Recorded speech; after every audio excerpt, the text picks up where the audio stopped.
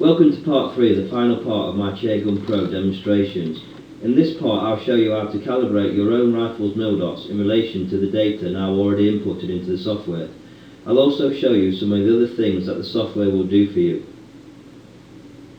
To calibrate your own mil dots, simply click on the following areas: Tools, Visualization. You'll now see this box appear with a target and a reticle. The target can be changed to whatever suits your eyes. I like to use the 25mm kill zone shown here, and reticle, whichever reticle you have. There's many different ones. We'll use the standard mil dot, as that's the reticle that a lot of people seem to use. You'll see at the top that the maximum range, which is in the data area, is automatically put into this visualization box, and a magnification as standard of 10. You can change that, and I'll show you why we change it in a second. When I calibrate my own mil dots, I like to ensure that every half mil dot, as shown here, represents 5 meters on the ground. I already know that the crosshair is zeroed at 25 meters, as shown here in the data entry area. To prove that, I'll just type 25 meters in now and press enter, and you can see the crosshair is now central on the target. Due to the fact that I like every half mil dot to be 5 meters, the first mil dot here should be 35 meters. If I was to now type 35 meters in and press enter, you can see it's not. To make sure that it is, you adjust the magnification on the scope. I'm now going to adjust the magnification in the magnification box to show you how I can move the point of aim on the reticle towards the centre of the target. If I was to now put times 9 in and press enter, you can see that the point of aim is moving closer to the centre of the target.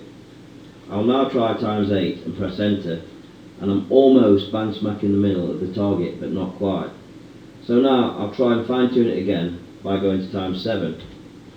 This time, times 7 on my scope is too much, so I'll go halfway between at 7.5 magnification and press enter. This time you can see the first mil dot, which would represent 35 meters, is now bang smack in the middle of the target. This is handy to have and use the first mil dot at 35 meters, as it's probably the optimum range for most shooters using an air rifle.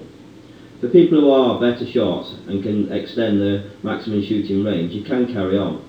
If I was now to put in 40 meters and press enter, you can see it's just over a mil dot and a half. So all you need to do at this stage is get a piece of card and write 40 meters, 1 3/4 mil dots all over to hit the target.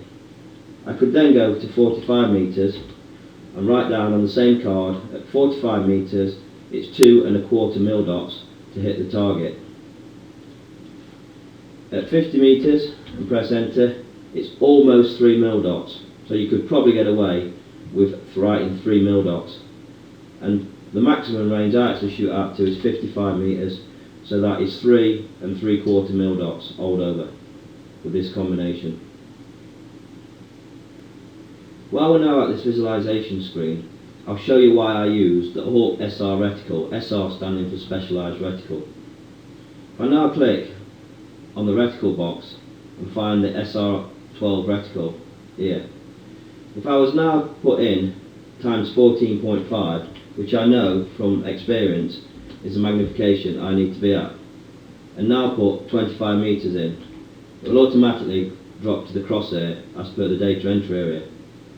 If I was now to put 30 meters in and press enter, I'm on my first mil dot down. At 35 meters and press enter, I'm on the next line. At 40 meters, I'm bang on the middle of the mil dot again. At 45 meters, I'm back on the cross. 50 meters, bang on the mil dot, and my maximum range I shoot at 55 meters is bang on the cross again. Now you can see why I gain such accurate shots when shooting a rangefinder using the SR reticle. Every point on the reticle I've shown here, I rated myself using times 14.5 to represent 5 meter intervals. It's an excellent scope and I can't recommend it enough. We'll now have a look at the conversions table, and to bring that up you simply click Tools and Conversions, and this box appears. It'll allow you to move it wherever you want on your screen to suit your best interests. You'll see that it's got different headings. The first one, weight, is pertinent to your pellet weight. It gives you in grain and grams. You can actually change that, and if I was to put 17 in there and press enter, it automatically changes the gram weight. Same with foot pounds and joules. If I was to put there 10 foot pounds and press enter, it's now 13.560 joules.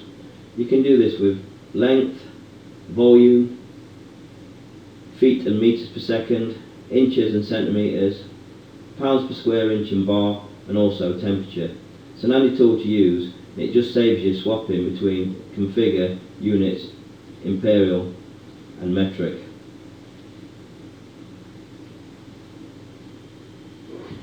We'll now look at the maximum range tab. First of all, I'll move my visualization box across. Click on Tools and then Maximum Range. This box will now appear. What this is now telling me that with my combination and the data what I've entered at the top, I've got a maximum range of 414 meters on an angle of 28 degrees with a terminal and final energy of 1.187 joules. It's another handy tool. If you want to know that in foot pounds, simple, you just place the cursor over and it's telling you it's 0.875 foot pounds at that range. The final things we'll look at are also in the tools bar at the top, under labels, etc. First one being range cards. The software will produce you a range card as shown below in steps from 5 meters out to the maximum of 30 meters with the maximum range of whatever you put in. The minimum steps here will change with the maximum range. If I was now to put in 100 meters and press enter and then hover over the minimum range, you can see I can now go from 1 to 90 meters. You can also change the colour of the card and the width and height. It will also be printed by pressing the print tab here if you're connected to a printer. The next one is scope caps. You can see that the software will print out a representation of your aiming points, what can go onto your scope caps for quick reference. All I need to do now is put 14.5 into this and press enter, because I know I've already calibrated my data at the top, and I know that 14.5 on an SR12 reticle gives me aiming points from 4.3 meters out to 60 meters. I can then press print and it will also print out if connected to a printer. I hope you've enjoyed my demonstrations and I hope you found them very informative. Thanks for watching.